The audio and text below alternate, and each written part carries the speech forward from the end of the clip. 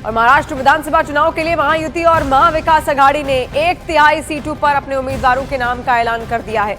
महाविकास आघाड़ी अब तक 211 सीटों पर प्रत्याशियों के नामों का ऐलान कर चुकी है, जबकि महायुति ने अब तक 237 सीटों पर उम्मीदवारों के नामों का ऐलान किया है। उधर एमवीए में सीटों के बंटवारे के बाद सहयोगी दल बागी होते हुए दिखाई दे रहे हैं। अबू आजमी के बाद अखिलेश यादव ने महाविकास आघाड़ी को चेतावनी भी दी है।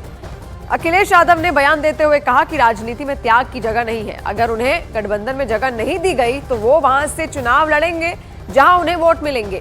जबकि शिवसेना उद्धव गुट ने सीटों को लेकर दो टूक जवाब देते हुए कहा कि अब सीटों पर कोई चर्चा नहीं होगी, फाइल क्लोज हो चुकी है।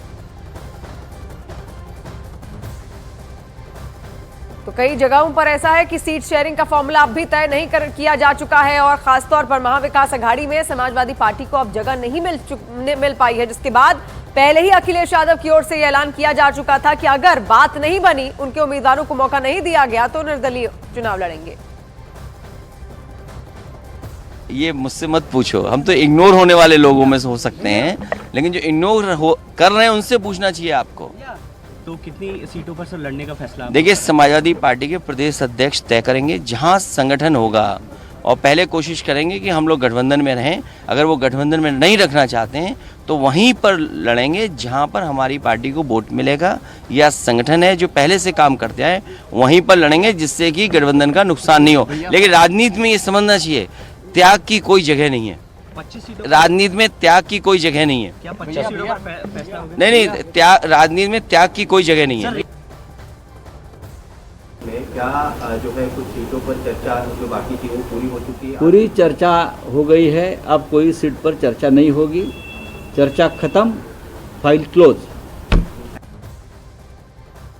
और महाराष्ट्र चुनाव पर अखिलेश यादव के बयान के बाद बीजेपी ने विपक्ष के गठबंधन पर निशाना साधा है। बीजेपी के प्रदीप भंडारी ने कहा, अखिलेश के बयान से साफ है कि वो इंडी अलायंस में नहीं है। इंडी अलायंस ऑफिशियली खत्म हो गया है। अखिलेश यादव जी के स्टेटमेंट से, बयान से ये स्पष्ट हो चुका है कि वो अब इंडी अलायंस में फॉर्मली नहीं है। ये घमंडिया अलायंस में हर नेता एक दूसरे की राजनीतिक जमीन काटने के लिए पूरी तरीके से तैयार है। कांग्रेस पार्टी से बदला अखिलेश यादव ने लिया, अखिलेश यादव से बदला कांग्रेस पार्टी ने महाराष्ट्र में लिया। ऐसे घमंडिया गठबंधन में जहां एक पार्टी दूसरी पार्टी को काट रही है, जनता कभी भी ऐसे घमंडिया गठबंधन का स्वागत नहीं कर सकती, उसका समर्थन नहीं कर सकती। उधर महाविकास आघाड़ी में सीटों के बंटवारे के बाद एमवीए की सहयोगी दल लगातार उम्मीदवारों का ऐलान कर रही है। कांग्रेस तीसरी लिस्ट जारी करने के साथ अब तक 87 सीटों पर उम्मीदवारों का ऐलान कर चुकी है।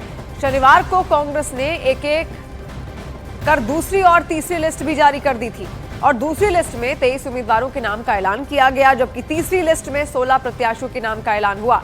शिवसेना गुट भी अब तक कुल 83 उम्मीदवारों के नाम का ऐलान कर चुकी है, जबकि एनसीपी शरद पवार गुट ने 67 सीटों पर उम्मीदवारों के नामों का ऐलान किया है। तो एक के बाद एक तमाम जो राजनीतिक दल हैं जो मिलकर आगे बढ़ रहे हैं, काम कर रहे हैं, महाविकास आघाड़ी हो, महायुति हो, अपने अपने उम्मीदवारों के नामों का ऐलान यहाँ पर कर रहे हैं। और ऐसे में 288 विधानसभा सीटें हैं महाराष्ट्र में।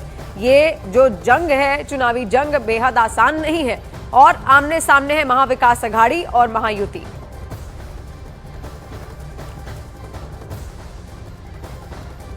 और महाराष्ट्र में आम आदमी पार्टी भी एमवीए की सहयोगी है, लेकिन पार्टी ने महाराष्ट्र विधानसभा में चुनाव नहीं लड़ने का ऐलान किया है। हालांकि पार्टी के नेता एमवीए के लिए प्रचार करेंगे। महाराष्ट्र और झारखंड में चुनाव आ रहे हैं। आम आदमी पार्टी ने महाराष्ट्र को लेकर स्थिति साफ की है, चुनाव नहीं लड़ेंगे, लेकिन अरविंद केजरीवाल जाएंगे प्रचार करने। क्या कोई शेड्यूल बना है और क्या रणनीति है? नहीं, देखिए, एक ही रणनीति है कि इंडिया गठबंधन को आम आदमी पार्टी के जो कार्यकर्ता हैं, नेता हैं, वो समर्थन देंगे और प्रयास करेंगे कि कैंडिडेट जीतें और उनके लिए प्रचार भी करेंगे।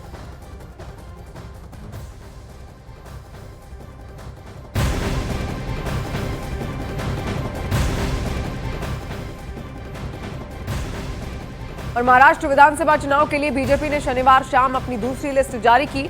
इसमें 22 उम्मीदवारों के नाम हैं। बीजेपी ने पहली लिस्ट में 99 उम्मीदवारों की घोषणा की थी। अब तक बीजेपी के 181 प्रत्याशियों के नाम का ऐलान हो चुका है। पार्टी की दूसरी लिस्ट में केवल एक महिला उम्मीदवार है। नासिक मध्य से पार्टी ने देवयानी सुहास फरांदे को टिकट दिया है। दूसरी लिस्ट एसटी की 3 और एससी की 2 सीटें हैं। महायुति में शामिल बीजेपी 121, शिवसेना शिंदे गुट 45 और एनसीपी अजीत गुट भी 49 सीटों पर उम्मीदवारों का ऐलान कर चुकी है। तो महाराष्ट्र बीजेपी की दूसरी लिस्ट है जो निकलकर अब सामने आई है, जिसमें तमाम जो नाम है, जो चेहरे हैं, उनके हम नाम लिखे हुए इस वक्त आपको दिखा भी रहे हैं। कुमार आयलानी, रविंद्र पाटिल, सुनील कांबले, भीमराव तपीकर, ये तमाम ऐसे चेहरे हैं जिनको बड़ी जिम्मेदारियां यहां पर सौंपी गई हैं। देखिए, जब भी गठबंधन होता है तो सबसे पहले फॉर्मूला तय होता है सीट शेयरिंग का और उसके बाद नाम तय होते हैं उम्मीदवारों के।